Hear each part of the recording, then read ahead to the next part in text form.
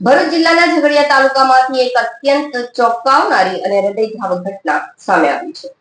ઝઘડિયાના મુલદ ગામની સીમમાં આવેલા એક હાઈ ટેન્શન વીજ ટાવર પરથી એક અજાણ્યા પુરુષનો ગળે ફાંસો ખાધેલી હાલતમાં મૃતદેહ મળી આવતા સમગ્ર પંથકમાં ભારે ચકચાર મચી ગઈ છે.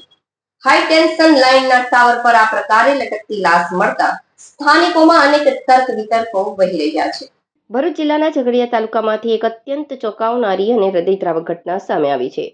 ઝઘડિયાના મુલદ ગામની સીમમાં આવેલા એક હાઈ ટેન્શન વીજ ટાવર પરથી એક અજાણ્યા પુરુષનો ગળે ફાંસો ખાધેલી હાલતમાં મૃતદેહ મળી આવતા સમગ્ર પંથકમાં ભારે ચકચાર મચી ગઈ છે. હાઈ ટેન્શન લાઇનના ટાવર પર આ પ્રકારે લટકતી લાશ મળતા સ્થાનિકોમાં અનેક તર્ક વિતર્કો વહી રહ્યા છે.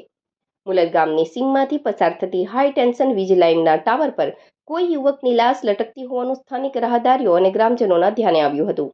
વીજ ટાવર જેવા જોખમી સ્થળે આ પ્રકારનો મિસ્ટીરિયસ મૃતદેહ જોતા જ લોકોના ટોળે ટોળા ઉમટી પડ્યા હતા.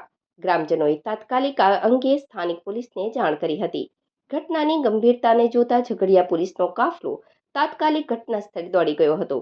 પોલીસે સ્થાનિકોની મદદથી મૃતદેહને ટાવર પરથી નીચે ઉતારી તેનો કબજો મેળવ્યો હતો.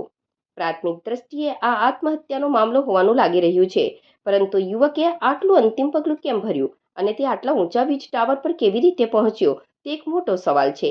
પોલીસ સૂત્રોના જણાવ્યા અનુસાર મૃતક યુવકની હજુ સુધી કોઈ ઓળખ થઈ શકી નથી.